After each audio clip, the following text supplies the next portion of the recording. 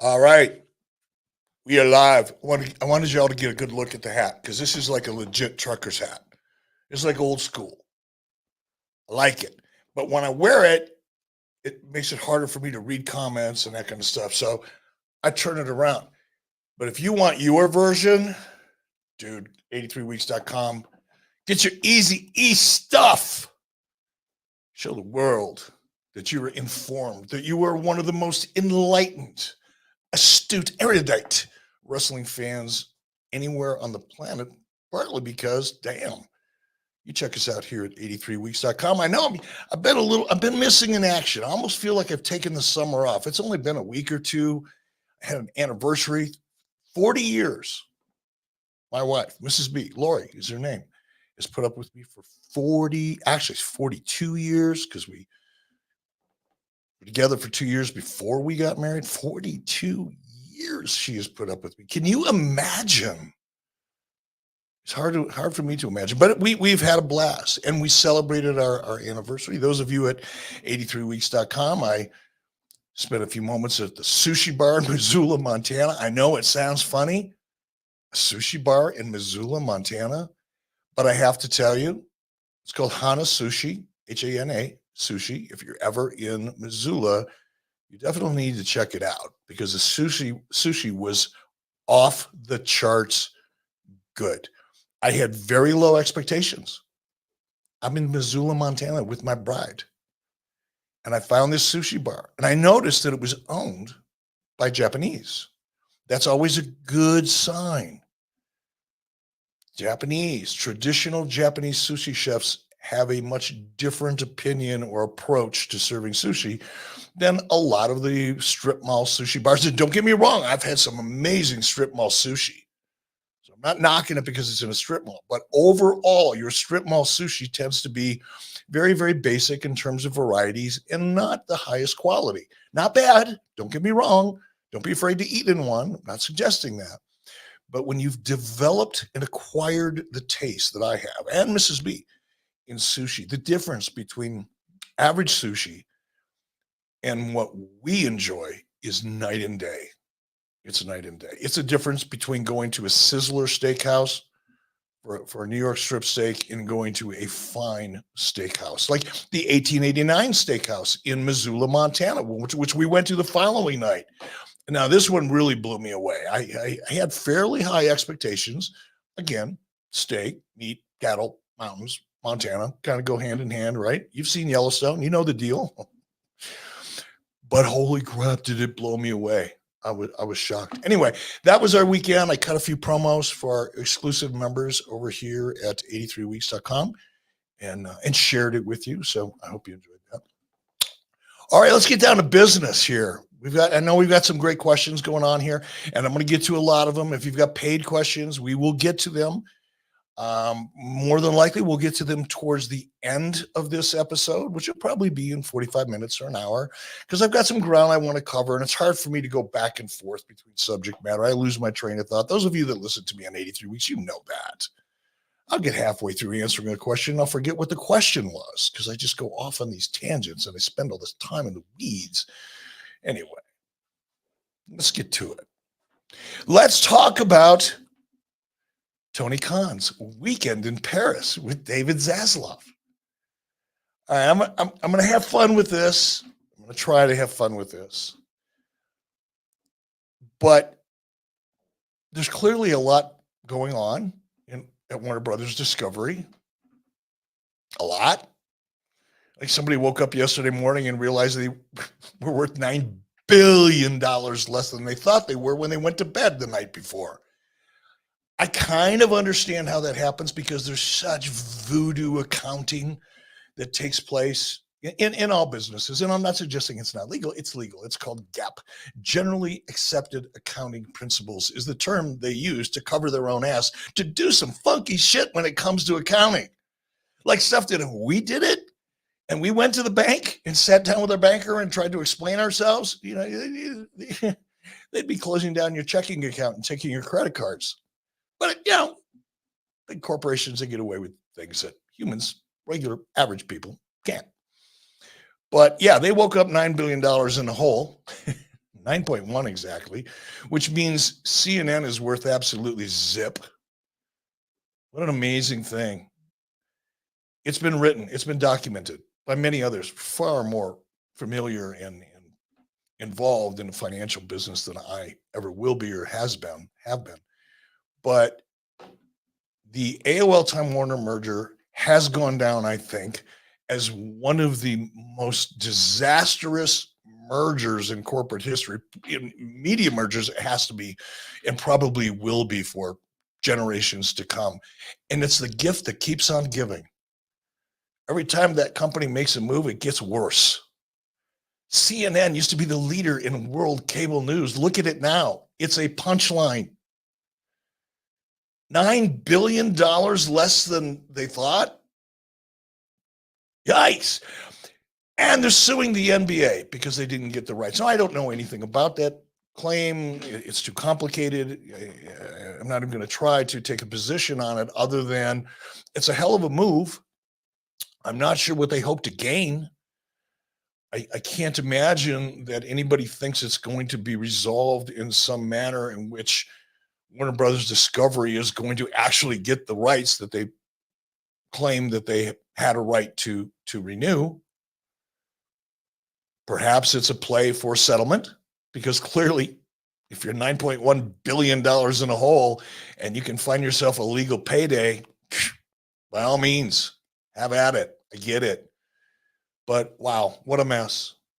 I have contacts in the industry at very high levels, not at Warner Brothers Discovery. I want to make that clear, outside of that company, but very, very much involved in the entertainment business on the executive level, high executive level, who tell me that, in their opinion, Warner Brothers Discovery is going to be sold off in pieces. I don't know that that's true. I hope it's not. But nonetheless, that's the buzz. Hold on one second. I'm going to lose this idiot. Hold on. It's too hard for me to talk while my phone's buzzing. Drives me crazy. But despite everything that's going on or not going on with the NBA, and realizing that David Zaslav realizing that he woke up in the morning and he was $9 billion in the hole, you've got AEW, who is reportedly outside of their negotiation period, meaning that they can go out and have presentations and conversations and meetings and negotiate with other parties who may be interested in carrying AEW. And that's really what I want to talk about. I found it interesting that Tony feels the need, much like Dixie Carter. I did that on purpose, but it's easy to do because there's a lot of similarities. One of which is they feel the need to negotiate and promote in social media. Nothing wrong with promoting on social media. I do it all the time. I did it this afternoon to let all of you know that I was going to be here doing a Wise Choices episode. Nothing wrong with that. But it comes to a point where some of the stuff that Tony's doing is so freaking transparent and weak. It makes him look weak. It makes his company look weak. It's a reflection of poor leadership and lack of experience. What do I mean? I mean, when you're constantly putting over the network head, in this case, David Zaslav. Oh, I had a great weekend with David Zaslav in Paris. And we have such a bright future. There's Mr. Zaslav, 60 years old, wakes up in the morning. Holy crap, I'm $9 billion in a hole. What do? I'm going to go hang out with Tony Khan in Paris. That's what I'll do. But of course, Tony was trying to communicate to his audience, as small as it may be. And, I understand why. There's a collective kind of low IQ amongst the hardcore AEW audiences. And that's fine. There's nothing wrong with that, I guess. But Tony feels the need to create the illusion, the perception, more of an illusion than a perception at this point. Delusion might be even more appropriate, that there's some kind of, thing going on. I think the only thing that's going on between AEW and Warner Brothers, I have no inside information, but I would imagine everything at Warner Brothers is iced, including AEW in negotiations. I would imagine that there are very few, if any, decisions or commitments that are being made other than day-to-day operational ones, simply because they are $9 billion in the hole. It makes it tough. And I would imagine, I have no inside information, I want to make that clear. This is just a guess on my part, having been in the entertainment business for 30 years at a very high level, including dealing with network executives, including David Zaslav, by the way, who I produced shows for with my partner, Jason Hervey, back when Zaslav oversaw Discovery. So it's not that I'm unfamiliar with this process or the people in it, but I would imagine everything is on hold and will be TBD'd, to be determined, once the issue with NBA for sure is resolved to whatever degree it can be in the short term. And they figure out how to get out of the $9 billion ditch that they're in. But what's interesting is that Tony felt the need or the impulse, I think is probably more likely, the impulse to put this statement out that he and Zaslav were in Paris together enjoying the Olympics and talking about AEW's future. I don't know. Could happen. Could have happened. I doubt it, but it would have been meaningless under current circumstances. But the ironic part, and this is the point that I wanted to make, is if Tony Khan is indeed outside of their exclusive negotiation window, why would you grovel at the feet of a guy who's not able to make a decision about your brand or extending your agreement? If indeed that's true. Again, could be wrong. Leave some room here. It just seemed bizarre to me. It seemed like so many things that we see out of AEW, particularly Tony Khan. It just reeks of insecurity and desperation. Another example, and I just saw this. I didn't save it. No, maybe I did. Maybe I did. Let me take a look, because it really is. It's interesting. Let me just see if I can find it here. I save this stuff, I go, I'm going to talk about this on Wise Choices. All right, so I'm going to look at my Wise Choices bookmark, and maybe I can find the actual post that I'm referring to. Okay, this is the one. Here, let me pull it up. I'll read a little bit of it. I'm not going to read the whole thing. AEW President Tony Khan, known for his deep passion for professional wrestling. Okay, he's a mark. That's just another way of saying. In Tony's case, it's beyond passion. He is a collector of real life wrestling action figures because he's a mark. Recently, Tony Khan claimed that numerous individuals are attempting to sabotage AEW's success. Really? Who might that be? He doesn't name names. Tony Khan continues to shape AEW's direction according to his vision. What is your vision, Tony? Originally, your vision, not just to be an alternative, but you were going to be sports-centric. Wins and losses matter, and professional wrestling was going to be presented in a way more similar to sports. That didn't last long. It was a dumb idea to begin with, because you book yourself into a freaking corner you never get out of, which is why it didn't last very long. But you tried to go back a couple times, and every time you dipped your toe in the water, and it was about a 2-week failed experiment, and we're done, other than an occasional random comment in your commentary. So your vision has been lacking from day one, which is one of your problems. You wanted to be the alternative. That was your stated mission initially, but you abandoned it very, very quickly and became a very poor Kmart blue light special imitation of WWE. And you're not very good at it. All right. Reports indicate that AEW talent are often left in the dark about their creative direction. I've heard a lot of that. And I went through it, man. When things are going bad, when the wheels are falling off and you're desperate and you're trying to make moves, one of the first things that goes wrong in your company is lack of communication. When things are going great, everybody's communicating, everybody's checking in, everybody's on the same page. But when the wheels start getting a little wobbly, that's when communication suffers. And apparently that's what's happening inside of AEW, because, This is not the first time we've heard this. Additionally, AEW has faced challenges with declining ticket sales. That's putting it fucking mildly. What did they have last night? 2,500 people for Dynamite in Winston-Salem with Jeff Jarrett and Bryan Danielson. Special appearance by Ricky the Dragon Steamboat. 2,500 people or whatever it was, less than 3,000.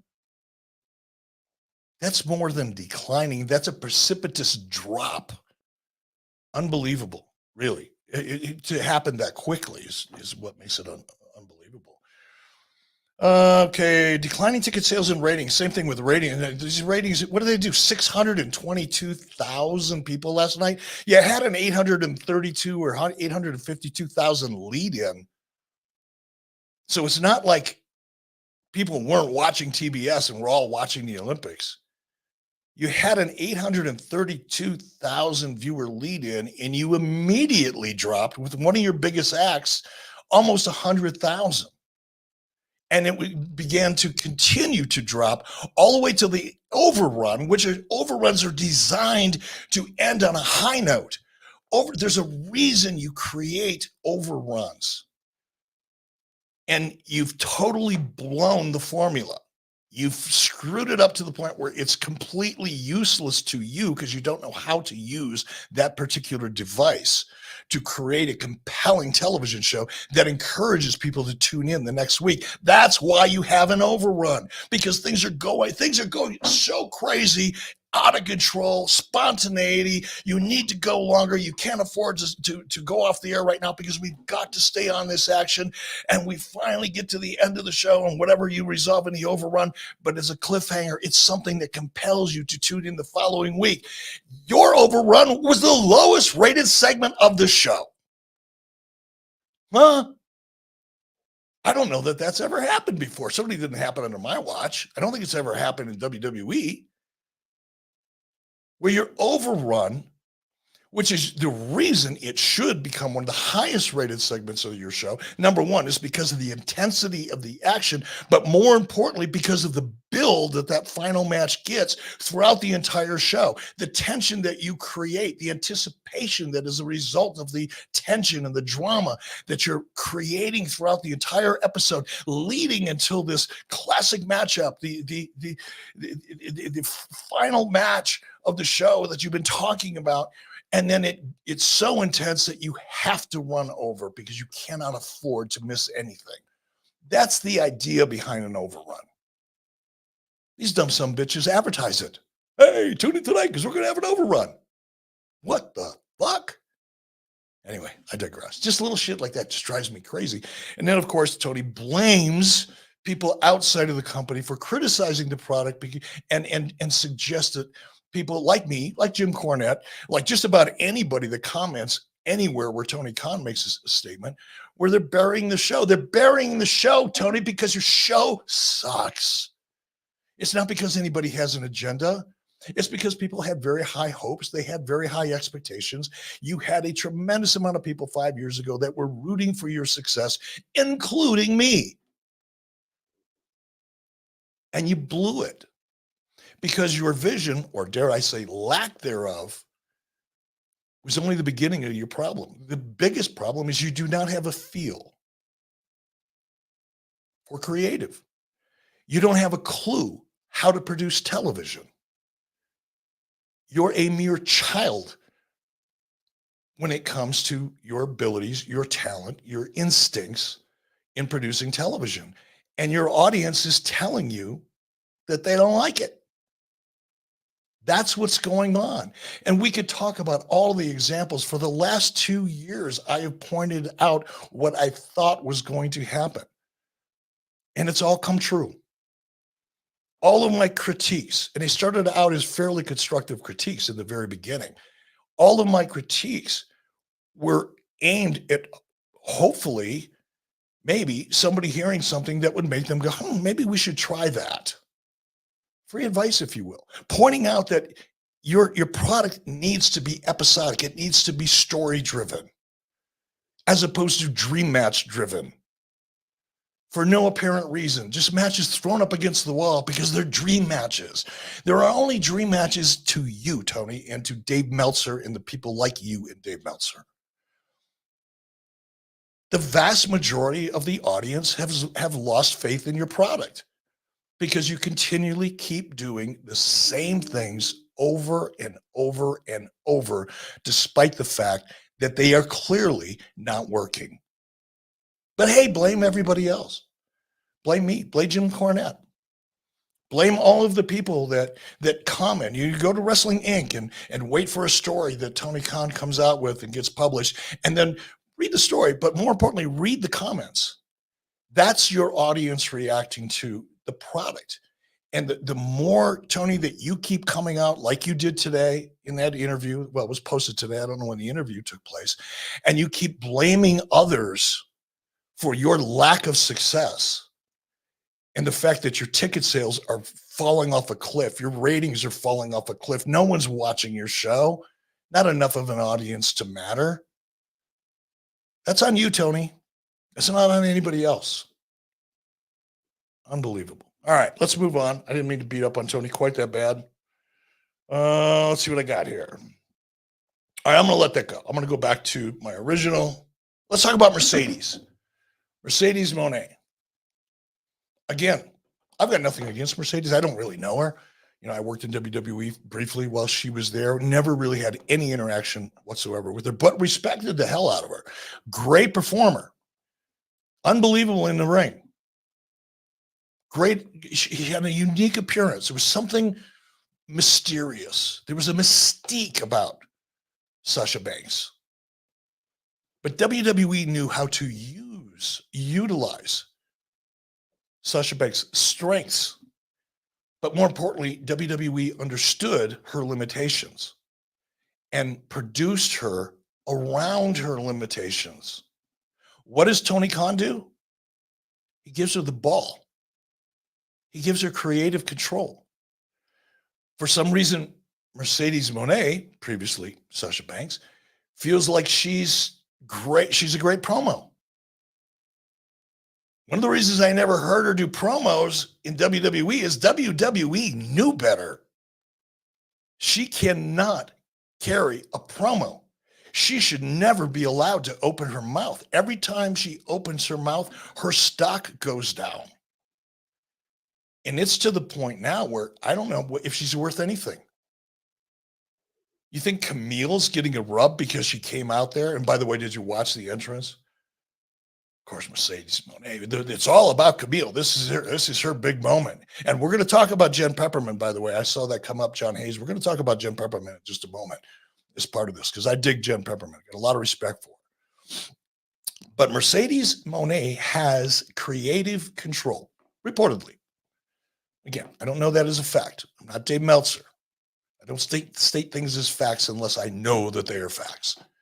So reportedly, she has creative control. And if that is true, she apparently thinks she can handle a lot of dialogue. She's wrong. And Tony Khan doesn't have the balls or the ability, or both, to say, hey, Mercedes, let's back this up a little bit, because I'm a data analyst. That's like my thing. People, Dave Meltzer and everybody talks about how great I am at data analytics and providing that to the NFL, and blah, blah, blah, blah, which all may be true, by the way. But clearly he doesn't have the ability to research his own data and look at his own analytics, because if he did, he'd be going, shit, this isn't working. She's horrible. She was introduced poorly. The setup was horrible. It wasn't horrible. It was just not effective. But when she started talking, her stock, $5 million reportedly annually, limited number of dates reportedly, and a 7-figure contract reportedly for Jen Pepperman, who's a friend of mine. I know who I just think the world of. I don't know that it's a fact. I have not had any conversations with Jen. I would not compromise her position or her relationship with anybody by communicating with her while she's working for AEW. I have too much respect for her for that. And I'm her cheerleader. but she is a writer, director with a tremendous track record. Jen Pepperman understands episodic television. She's an Emmy Award winner, director, writer of daytime television, soap operas. And that's what professional wrestling should be, is a soap opera, not a dream match festival. So I'm going to stick with Jen and Mercedes. I think the world, I had a chance to work with Jen a little bit. We didn't like work together deep on anything creatively, but I interacted enough with her. We challenged each other enough, even over a short period of time, that being 4 months, where I immediately gained respect for her. Not only because she was really good as a writer, not only because she really understood episodic television and the unique nature of it and how important it is in professional wrestling, but she's got guts. She's a strong woman. She will stand up. I watched her in meetings that I was in with Vince McMahon, who can be a very intimidating individual. She wasn't intimidated. She was respectful, but she stood her ground.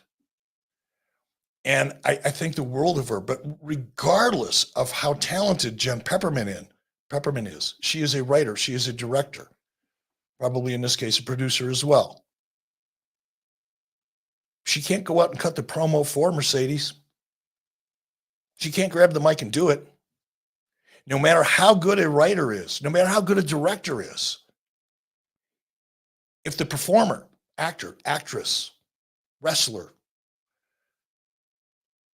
whether it be theatrical, television, Broadway, if the talent doesn't have any talent, it doesn't matter who's writing or who's directing. And the fact that Tony gave creative control to someone who has never demonstrated the ability to be good at creative, because he certainly didn't have creative control in WWE, to spend $5 million a year plus on a talent and give that talent creative control. And then once you do realize that she's going to drive her own character, and by the way, your company, into the ditch and not do anything about it, that's interesting. But maybe it's everybody else's fault. Maybe it's because, to be an AEW is to be under constant attack because you're the challenger brand. Tony, you keep bringing that up. You're the challenger brand. You are not the challenger brand. Who are you challenging? You're only challenging the bottom of the barrel. And you're getting really close to establishing a new record. Anybody else that would be in your position that would have been hired, that would have been held accountable, would have been fired a long time ago. You're in a unique position, Tony, because, well, it's your money. You can blow as much of it as you want because you have an almost unlimited source of it. Good for you. I'm not saying that's a bad thing. I wouldn't mind being in that position. But that's the only reason that you still exist on television as a personality. You're able to pay for it. You'd have been fired a long time ago if you would be held accountable for anything. Anyway, what else are we going to talk about? I forgot. Mercedes. I hope I cover the Jen Pepperman thing enough, because I know it's come up a lot. And I know people are interested in what I have to say about her, because I have talked about what a fan I am of her. By the way, she's a sweet person too. She's a really fun person to be around. Great sense of humor. Met her kids, one of her kids. Pretty cool. All right. So the Weekend in Paris, ratings and review of last night's Dynamite. Let's talk about that a little bit. I did watch the show. Actually, I watched it this morning. I recorded it last night, got up about 4:30 this morning. And about 5 o'clock started watching it. And primarily because I wanted to see Jeff's match with Bryan Danielson. Really, hats off, nothing but respect for Jeff. Again, I don't talk to Jeff because he's there at AEW, and I don't want to create any issues or the perception of issues. So I don't talk to Jeff. Conrad talks to Jeff. I don't talk to Jeff. I like Jeff. I like Karen. I like Cody. But nonetheless, I haven't talked to Jeff. But I was curious. Jeff's been around a long time, man. He's been around forever. And I was really curious to see what this match was going to look like. And I'm generally a fan, or used to be a fan of Bryan Danielson. I've kind of lost interest in him over the last year and a half. I'll talk about why. still think he's a phenomenal performer and has all the potential in the world, but the direction that he's been taking with this hardcore Japanese presentation is just completely unimpressive to me. It just doesn't matter. It certainly is not a reflection of what Bryan Danielson is capable of doing. It's not a reflection of the art. It's just some thing that apparently a lot of people in AEW have, because you see it all the time. Those ridiculously fake, phony looking bullshit chop fast forearm fests where they stand there and just beat on each other. You know, I get it every once in a while, but are you kidding me? It's just ridiculous. And I think it overshadows so much, and particularly in Brian's case, you know, what he's capable of doing in terms of a more traditional type of match. And that's what I was hoping I was going to see. But instead, I saw what is essentially a hardcore anything goes match, falls count anywhere garbage match. That's what it was. It did not show me the best of what Jeff Jarrett's capable of doing, because Jeff is one of the best in terms of telling a story in the ring. He really, really is. Of all the people that I've worked with over the last 30 years, if I was running a wrestling company today and I wanted somebody working with me that could really lay out matches and bring stories to the match that reflect the story that we use to set up the match, it would be Jeff Jarrett. He's really, really experienced and has a great feel and a unique talent for that particular form of the art. But instead, we got a falls count anywhere match, which, by the way, tell that referee to get the hell away from the camera. That, I can't remember her name, but the referee, whatever her name is, it's like she's just mugging for the camera 100% of the time. A referee should be like the garnish on a plate. Shouldn't see it. Just be, yeah, there it is over there, and just sweep it off the plate. She's like in every shot. Ooh, she's selling everything. It's so distracting. It's so phony looking that it actually takes away from the match. Why is not somebody within AEW pointing that out? Because other people are. I'm not the only one that feels this way. She is absolutely horrible. Send her to referee school. Somebody sit her down and go, girl, it's not about you. It really isn't about you. It's about the match. And you're only in the shot when it's absolutely necessary, and then get the hell out of the shot. She's right there. She's like Jimmy Hart used to do that all the time. Anytime Hulk Hogan was doing a promo, Jimmy'd be like looking up over his shoulder, hey, over here. Hey. She's like the Jimmy Hart of referees. She's gonna find a way to get her mug into any shot she can. It's actually comical if it wasn't so detrimental to the product itself. But nobody's saying anything about it. Just letting it happen. That's cool. She likes to do it. We'll let her do it. Unbelievable. What did they deliver last night? 622,000 viewers with an open of 832,000. They averaged 200,000 less.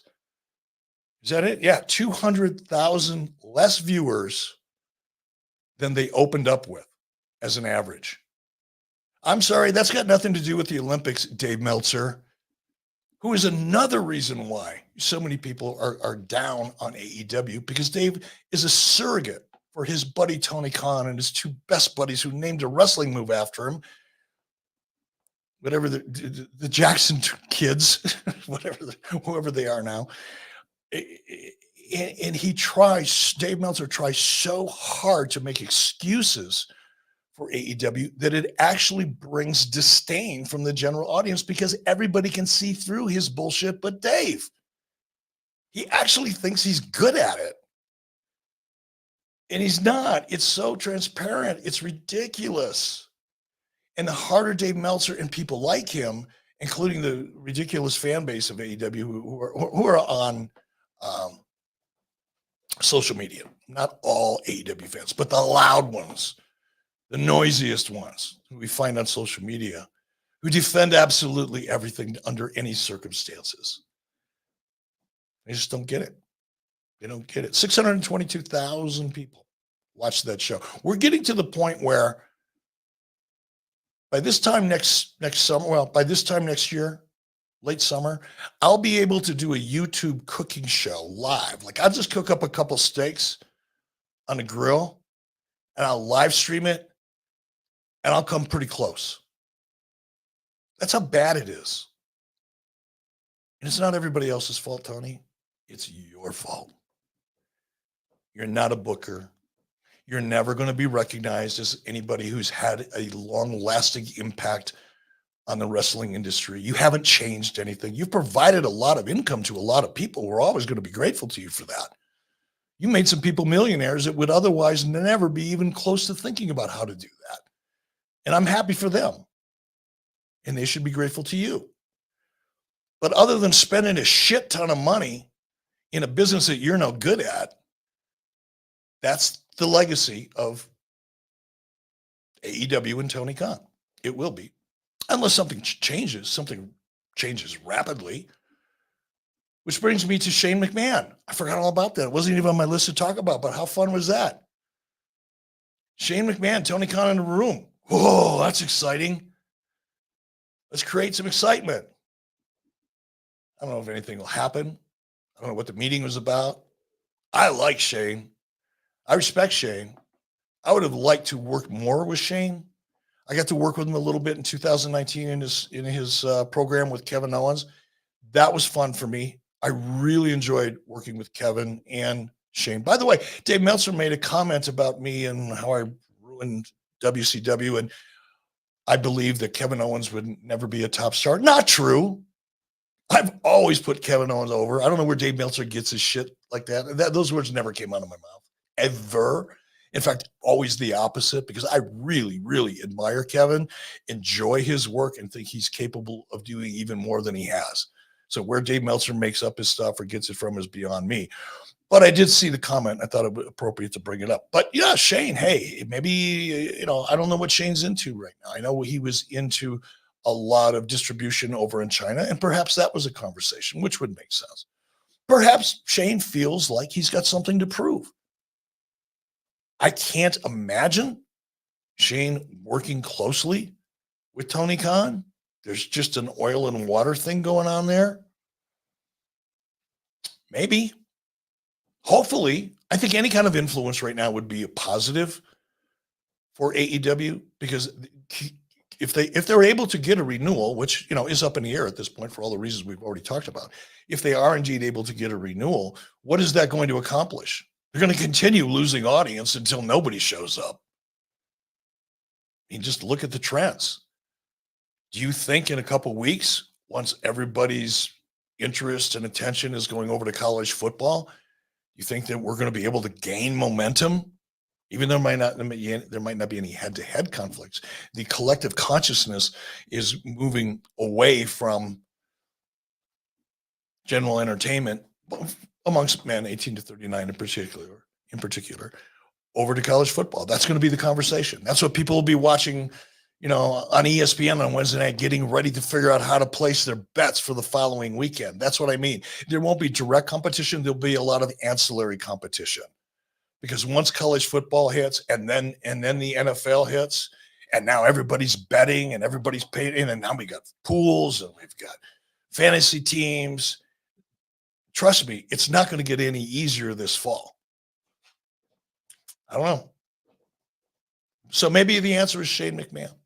Maybe Tony will hit rock bottom and realize that he's just not going to be able to be that guy, because he wants so badly to be a Paul Heyman back when Paul had ECW. He wants so badly to be recognized as Vince McMahon. Hell, he probably wishes he could have been Eric Bischoff back in the 90s. It ain't going to happen, Tony. You do not have a fraction of the instinct or talent that would take you to get there. So maybe bring in Shane. If you can do a deal with Shane, do it. Or do a deal with just about anybody that has actual experience in the industry and isn't going to be a yes man or a yes woman for your crazy stuff. All right, I'm about ready to take some questions here. I don't think I have anything else to say on those subjects. So let's open it up, have some fun here. It's that time of the show, ladies and gentlemen. Super Dave, what do you have? Well, first off, let's give a big shout out to Mr. Josh Henney, who gifted 25 83weeks.com memberships out today. So we love our Mr. Josh Henney. Josh couldn't be with us here, and I appreciate that very much, Josh. Josh had a tough day today. He's a funeral director. He had a 12-year-old that passed, and he had to provide services for that family, which has to be an incredibly difficult thing. So, Josh, thank you very much, man. We wish you could have been here, but thoroughly respect and understand why you weren't. And thank you so much for your generosity. It's very cool of you. Very, very cool of you. Josh did have a question that he dropped earlier.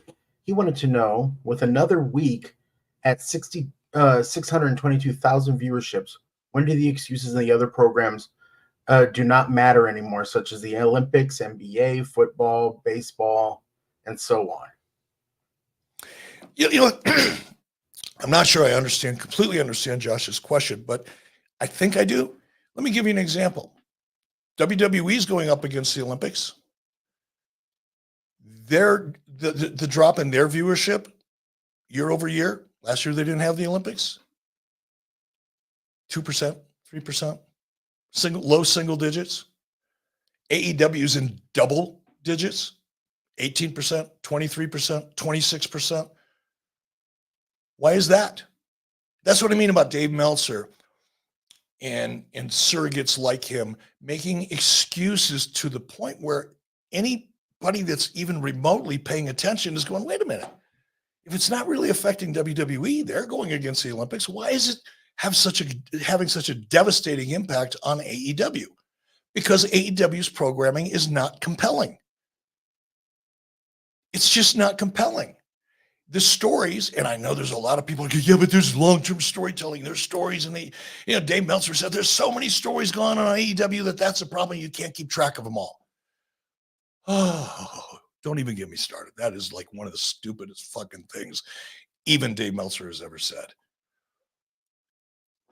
Talked about this on 83 Weeks this morning, which is going to drop tomorrow, by the way, Friday morning. Boy meets girl. Boy gets girl. Boy loses girl. Boy gets girl back. That's a story. It's not compelling. Nobody's going to give a shit. Nobody's going to go out of their way to listen or watch that story because it's not compelling. That's an example of the stories in AEW. Okay, I guess you could call it a story. Kind of like boy meets girl, boy gets girl, boy loses girl, boy gets girl back. It's a story. Nobody gives a shit because it's not interesting. It's not compelling. It doesn't have the elements that make a story compelling because Tony Khan doesn't know what the elements are. He doesn't have any feel. He doesn't have any instinct. He has zero experience. So he makes dream matches or lets the talent book, which is another thing that I hear a lot about. Second hand, third hand, not directly, never directly. Talent's booking their own shit. They're out there having fun. They're checking their boxes and getting big checks in the mail. It's not compelling. If it was, you wouldn't have such a precipitous drop in viewership, ticket sales, and every other metric. But what about Wembley? Fuck Wembley. And anybody that thinks that that's any kind of a barometer, it is an outlier that has a lot more to do with the rabid fan base in the UK than it has to do with AEW. All right. Hold on. I saw a comment fly by there that I think I might want to take a look at. Sorry you had to deal with that. Okay, never mind.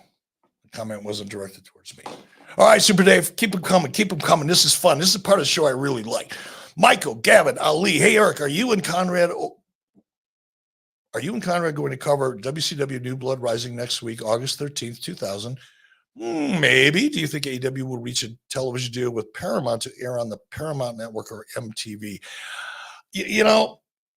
Let me deal with Paramount first. I doubt it.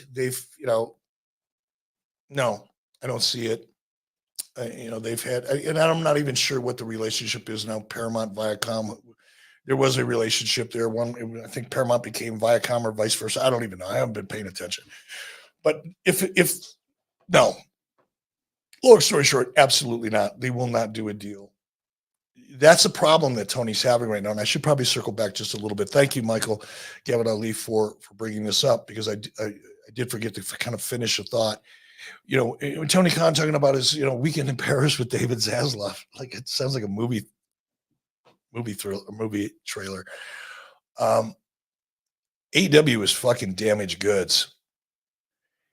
Let me tell you, I spent 10, 12 years as a producer of an independent television producer with my partner, Jason Hervey. We created, produced, and delivered television shows to a variety of networks, including Paramount, Viacom.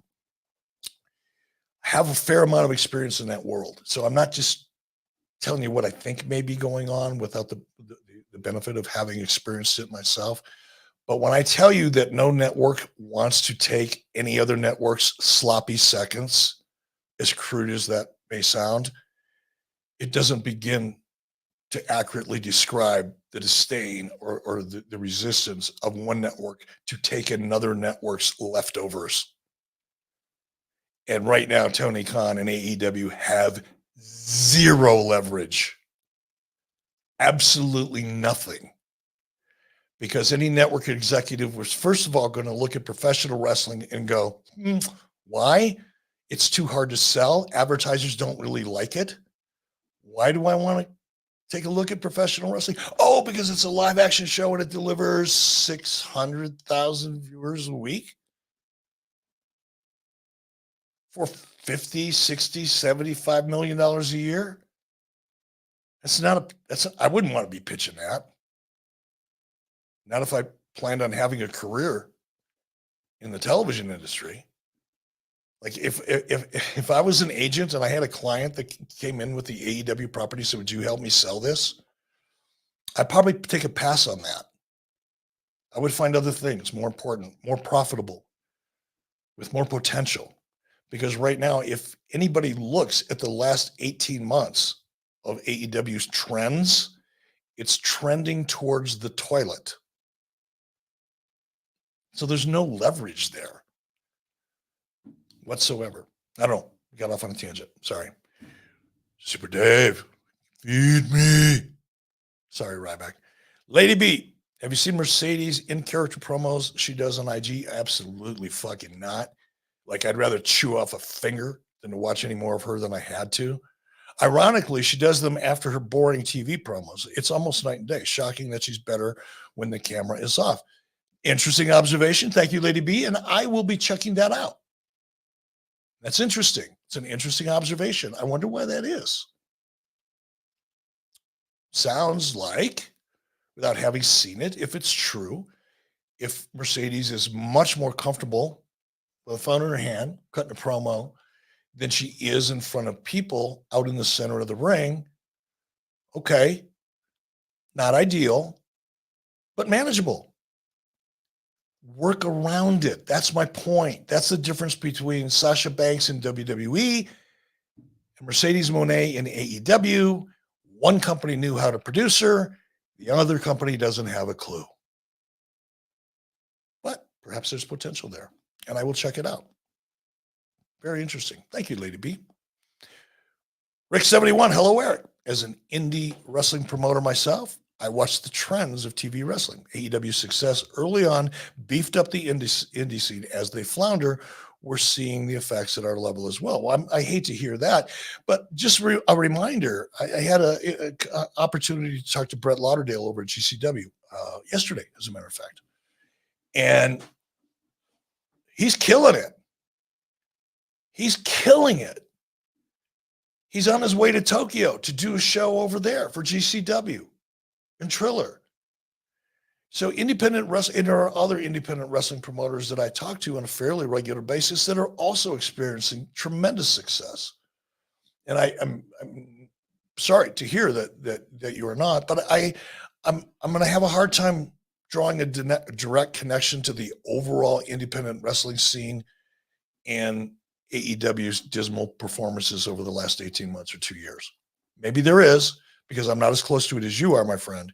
So I will keep an open mind. But to me, I just don't give that much significance to AEW. Perhaps it's something else in your market, maybe. But thank you for that, Rick. I appreciate that very much. And best of luck to you. Best of luck to you. If there's anything ever I can do to promote one of your shows, put you up on Facebook, Twitter, put your stuff over, help you promote, reach out to me. I'll take care of you. Because I have a lot of respect for independent wrestling promoters. You guys are, I know it's a lot of it is passion. Most of it is passion, because it's tough to make a buck in the indie wrestling scene as a promoter, and a lot of risk involved. And I really admire people who take risks and pursue their dreams. So if I can help you in any way, I will. Just DM me on X, Twix, and I'll do what I can for you, brother. Robert S. How does a good gimmick usually come about? Is it more about the performer, or do ideas like a crow sting typically come from the creative team? There's no single answer, man. It's, in my experience, it's anything and everything.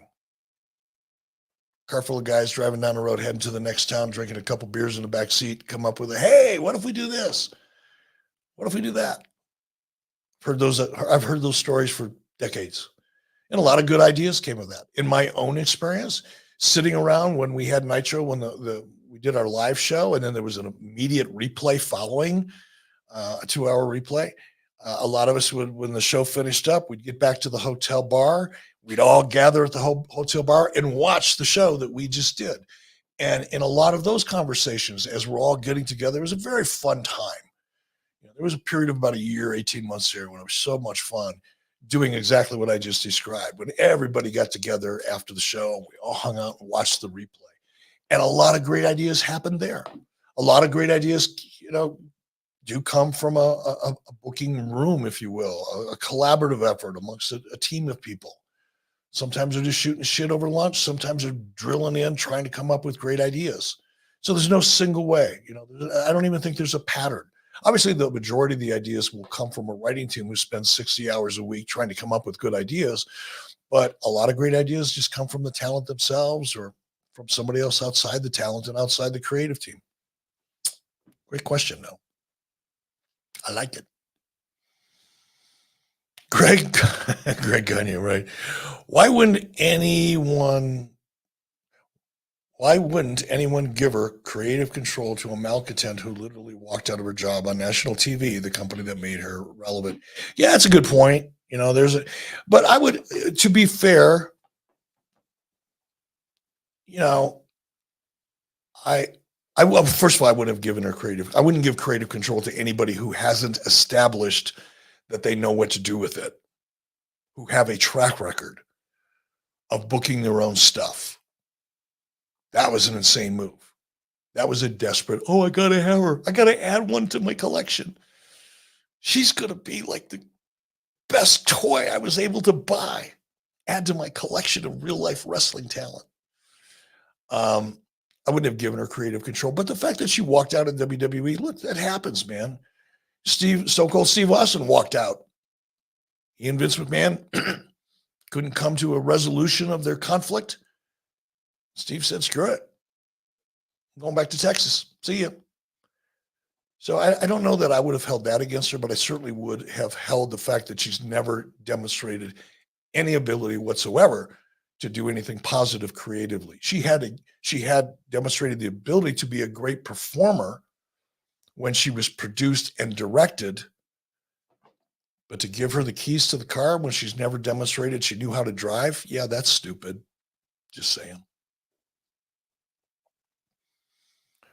Eric, our partner in crime, Ant Evans, put up a poll, and the result came out that 40% of fans think that Mone is on the all-time fail list. It's hard to. I'm shocked that it's only 40%. I just can't. And again, it's not personal because I don't know her. I have nothing against her. I would love to see her be successful. But I'm surprised 60% of the people don't agree with the 40%. I mean, it's just crazy. She is absolutely. Did you see the reaction she got last night? Yeah, It was great. horrible. And by the way, Orange Cassidy, you suck. You have potential. I thought you were going to be kind of a cool, interesting character because you were so different. But I watched that promo last night. What a waste of fucking time. What was that? I have never seen anybody walk out of national television with less anything. It was one of the most horrible backstage promos I think I've ever seen. Not because anybody made a mistake. There's just nothing there. There was no emotion. It didn't advance anything. It didn't improve anybody's character. It didn't create anticipation. It didn't be. I mean, the only question I asked myself was, why the fuck would you do that? Fucking horrible. Pull your head out of your ass, Orange Cassidy. This is the only opportunity you're ever going to get. Make the most of it. Put some time and effort into it. Put some thought into it. I dare you. I was excited about your character. Different as it was, but that was the reason I was, because Orange Cassidy is a very potentially relatable character. Therefore, the grace of God go I. He's one of those types of characters. The average person can look at Orange Cassidy and to see him on national television performing and doing all that great stuff and go, you know what? He's not 6'6" and 275 pounds, shredded. He's not Eddie Guerrero. He's not Rey Mysterio. Doesn't have that ability, but there's still something really cool about him. That's what I mean about, he's an inspirational character in that regard. But you got to put some effort into it. Darby Allin, don't get me started. Your shit's so old. It's just not over. You got to clean it up. Be a pro. You're coming off like a garbage indie wrestler. You're not coming off as a star. I dare you. Put in some effort. Put in some time. Do your part to get the audience of that show above 622,000 viewers in prime time. And don't give me your bullshit Dave Meltzer. It's the Olympics excuse, because it's not affecting WWE. Not to any degree. Clean up your shit. That show was so bad last night. It really, really was bad. I missed the first 15 minutes of it. Maybe that 15 minutes was awesome. But from the time my DVR picked it up till the time it went off the air, it was just the best part of it was Swerve Strickland and JR. I think Swerve did a really good job in that promo.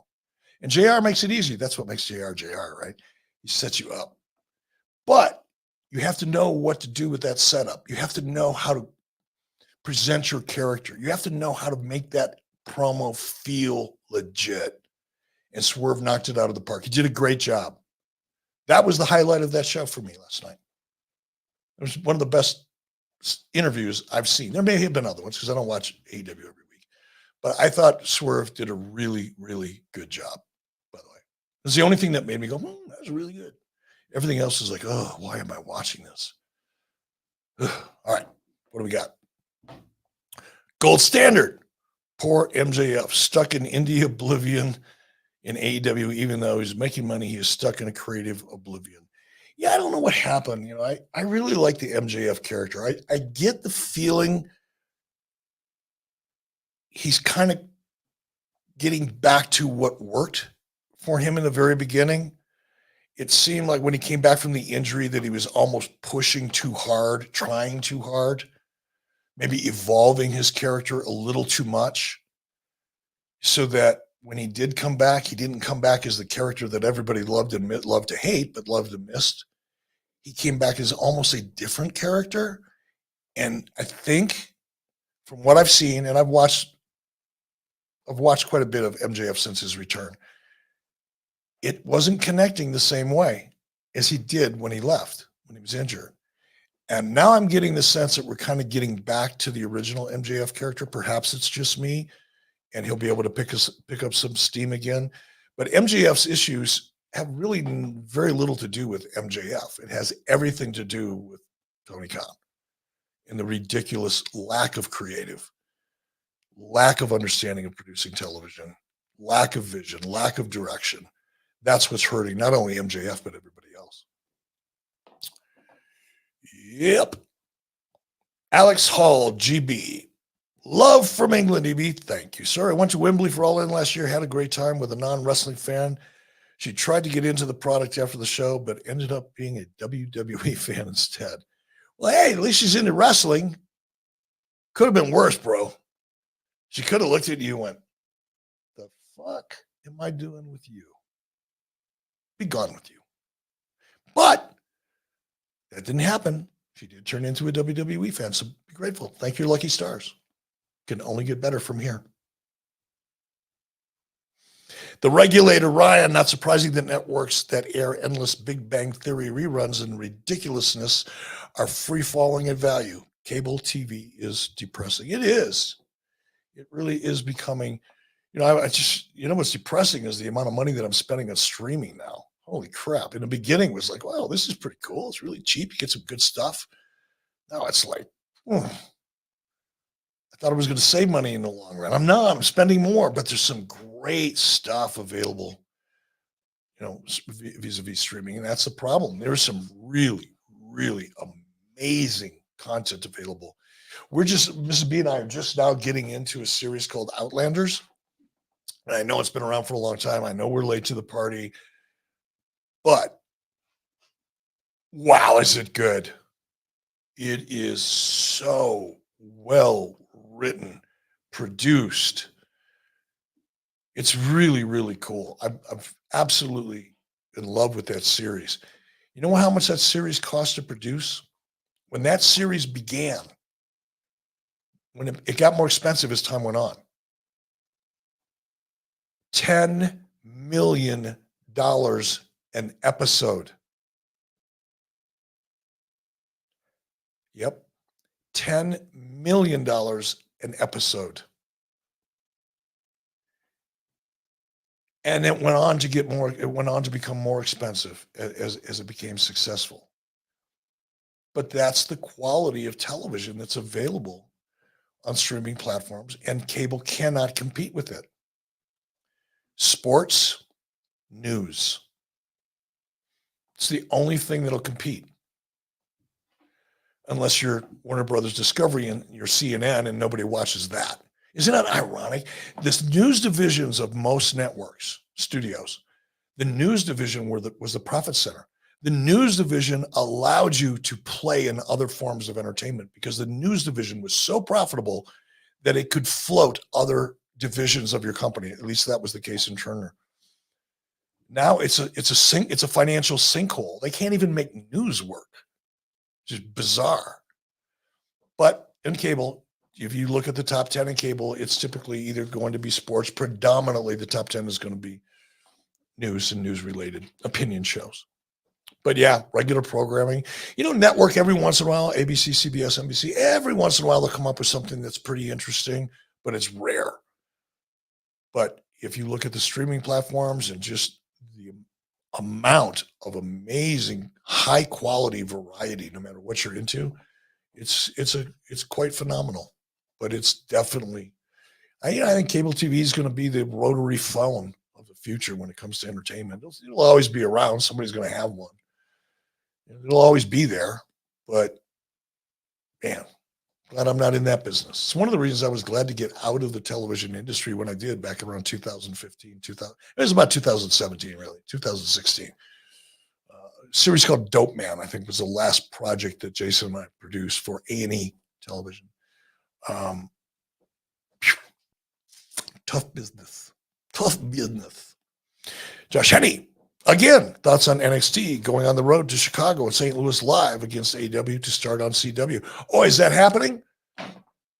Super Dave, is that the real thing there? Yep, I believe that's legit. Uh-oh. Head on. Head to head. Okay. Live NXT against live AEW. That's going to be fun. Wow. Can you imagine? Can you imagine the whining that we're going to hear out of Tony Khan and company after that? The Challenger brand. I love that. The Challenger brand. It's like if you own a hot dog stand in New York City, like down the street from a Ruth Chris Steakhouse, and you try to tell everybody you're the Challenger brand to Ruth Chris. I mean, you're serving hot, you're serving beef, they're serving beef. They're only a block away. Same thing, right? You're the challenger brand of Ruth Chris. Oh, this is gonna be fun. I can't. When is this supposed to happen? Do you know, Super Dave? I'm looking up details right now. It's got to be soon, right? Pretty soon. Yeah. Oh no, that's till after the first of the year, if I remember correctly. Doesn't matter. Let's get on to the next question. We'll come back to it.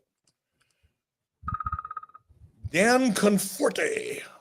Does NXT already have a better women's division with the 3 yet debut signees, Stephanie Vaquer? Yulia Delta also is Eazy-E versus Tony Khan and Dave Meltzer in the works. I would take them both on at the same time. I would literally do a 2-on-1 handicap match. Bring it on. Somebody book it. That'd be fun. I'm almost 70 years old, and I would do it. And I'd have fun doing it. Might be ugly as hell to watch, but it'd be fun.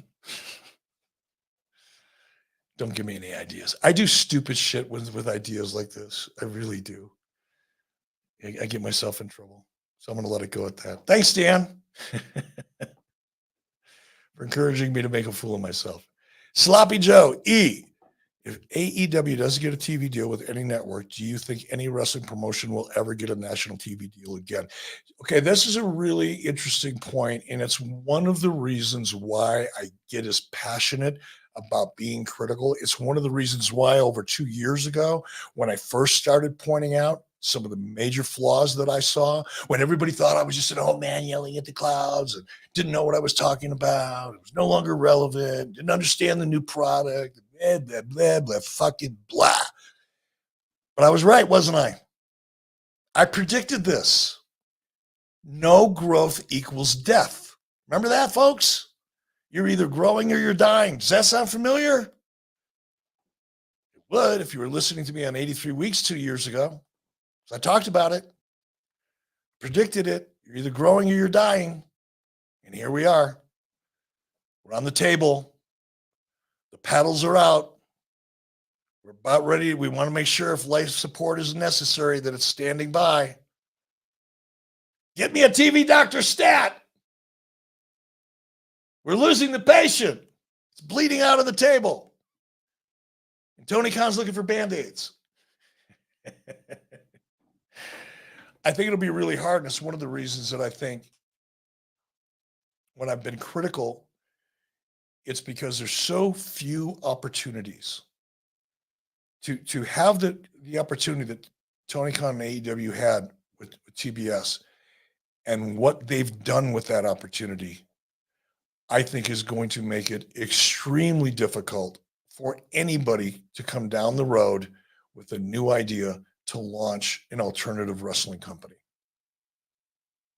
That's a fact. And you could thank Dave Meltzer. You can thank Tony Khan. You can thank all of the people that didn't want to listen to any criticism from anybody, whether it be me, Jim Cornette, or the fans. It's a shame, but I do think that that's a serious issue.